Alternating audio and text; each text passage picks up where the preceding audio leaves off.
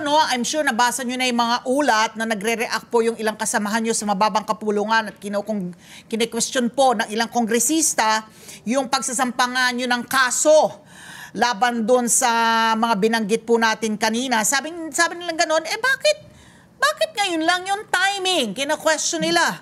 Bakit nung mahabang mga budget deliberations na nangyari mula committee level pa lang hanggang umabot sa plenaryo? Ito ang nagsabi nito ay si House Assistant Majority Leader Amparo Zamora. Yung unang punto naman yon at pangalawang punto is yung venue. Bakit hindi nyo sa Korte Suprema dinala? Bakit sa Office of the Ombudsman naghain ng kaso? Yun yung dalawang punto.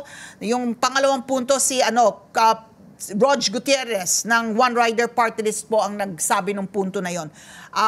Pagkakataon po para masagot nyo yun, Kong Bebot. Iba po yung sa Korte Suprema, ma'am. In fact, meron na naghain doon ng petition to declare the 2025 budget unconstitutional. Ito po ang petitioners doon.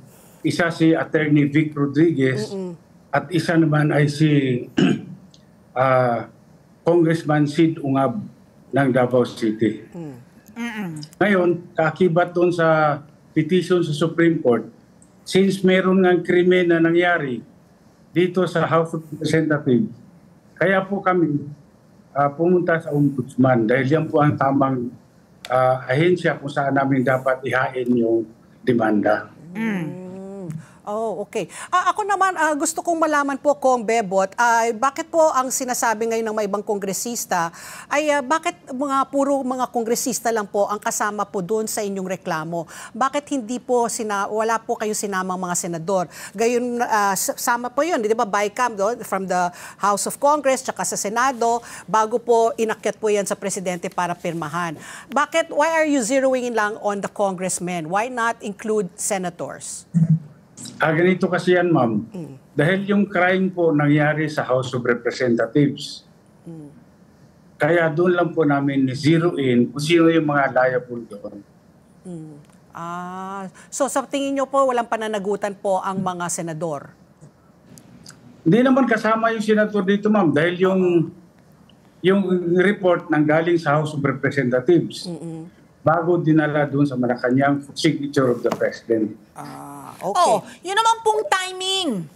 Kung yung kanina nga tinanong ko na kanina na tinatanong po yung timing, parang hindi naman daw kayo naulinigan na na meron kayong mga you did not raise any points during the budget deliberations. Paano, ma'am? Tinago na nga nila lahat alam ko naman yung kalakaran dyan. Naging speaker din ako.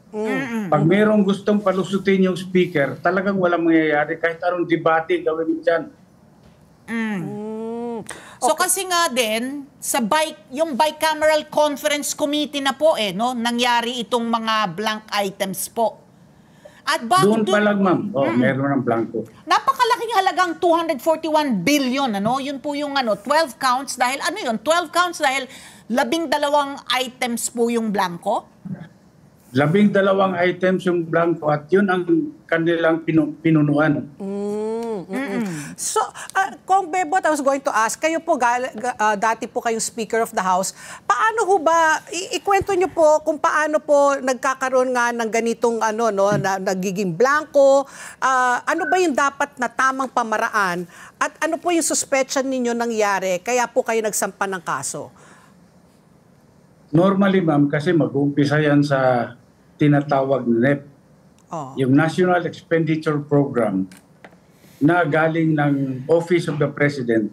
Binibigay po yan sa House of Representatives kung saan doon po gagawin yung dapat yung GAB, General Appropriations Bill. Ngayon po, doon, yung bill na yon pupunta rin yun sa Senado para usisain ng mga senador kung yung mga budget pa doon ay makatarungan at kinakailangan para sa ating bansa. Ngayon po, may siyempre hindi naman lahat yan mag-agree. Kaya gumawa ng bicameral committee. Upang sa ganun ay yung mga disagreements po ay pwedeng pagkasunduin doon. At yun na yung maging BICAM report kung saan babalik ulit sa House of Representatives yun at tatalakayin doon sa plenaryo. Oo. So doon po, either aprubahan o hindi ng plenaryo. Ngayon, kung ano man yung maaprubahan ng plenaryo, mapubutuhan po doon. Yan po ay magiging enrolled bill. Tapos magkakaroon na ng printing ng final version bago po yan papadala sa Malacanang for signature of the President. Okay. Kasi I was going to Ngayon po dito ang nangyari, yung BICAM report, may mga blanco na hindi naman dapat nangyari. May mga blanco. Oo. Pero kung Bebot... Yung sinubmit sa plenary, may mga blanco din. In fact, inamin na yan ni Congresswoman Kimbo na may mga blanco. Ngayon, kung ang inaprubahan ng plenaryo may mga blanco, bakit pagdating sa enrolled bill, meron ng laban? Hindi po pwede yan. Ngayon, gusto nilang isisi doon sa mga technical working group na sila daw ang authorized na mag-fill up ng blanks. Mali po yun, ma'am. Dahil po, yung pwede lang gawin ng technical working group, correction lang ng grammar, yung mga typographical error, yun lang po pwedeng gawin. Hindi po pwede yung 0. Yeah. Gawin nilang 1. Gawin nilang 2 o 3. Let's get together. Sunday 25. Sunday 25.